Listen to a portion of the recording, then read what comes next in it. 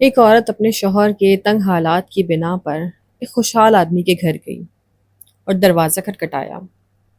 ایک خادم باہر آیا اور اس سے پوچھا، تم کیا چاہتی ہو؟ عورت نے کہا، میں تمہارے مالک سے ملنا چاہتی ہوں۔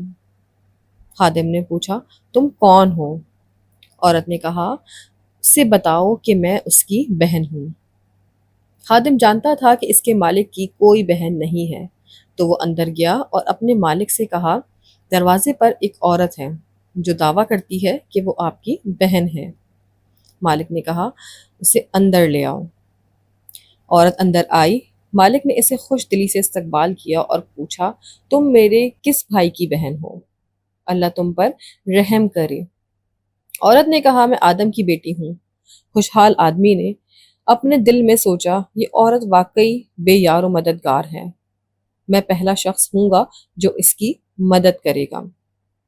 عورت نے کہا، اے میرے بھائی، شاید آپ جیسے لوگوں کو معلوم نہ ہو کہ غربت کا ذائقہ کتنا کڑوا ہوتا ہے۔ اسی غربت کی وجہ سے میں اپنے شوہر کے ساتھ طلاق کے دروازے پر کھڑی ہوں۔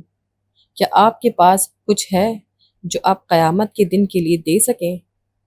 آپ کے پاس جو کچھ ہے وہ ختم ہو جائے گا، لیکن جو اللہ کے پاس ہے وہ باقی رہے گا۔ خوشحال آدمی نے کہا، دوبارہ کہو۔ عورت نے کہا، اے میرے بھائی، شاید آپ جیسے لوگوں کو معلوم نہ ہو کہ غربت کا ذائقہ کتنا کڑوا ہوتا ہے۔ اسی غربت کی وجہ سے میں اپنے شوہر کے ساتھ طلاق کے دروازے پر کھڑی ہوں۔ کیا آپ کے پاس کچھ ہے جو آپ قیامت کے دن کے لیے دے سکیں؟ آپ کے پاس جو کچھ ہے وہ ختم ہو جائے گا، لیکن جو اللہ کے پاس ہے وہ باقی رہے گا۔ خوشحال آدمی نے کہا، دوبارہ کہو۔ عورت نے تیسری بار کہا۔ پھر خوشحال آدمی نے چوتھی بار کہا، دوبارہ کہو۔ عورت نے کہا، مجھے نہیں لگتا کہ آپ نے مجھے سمجھا ہے، اور دوبارہ کہنا میرے لیے ذلت ہے۔ میں نے کبھی اپنے آپ کو اللہ کے سوا کسی اور کے سامنے ذلیل نہیں کیا۔ خوشحال آدمی نے کہا، اللہ کی قسم، مجھے تمہاری بات کی خوبصورتی پسند آئی۔ اگر تم 1000 بار بھی دہراتی تو میں ہر بار کے بدلے تمہیں 1000 درہم دیتا۔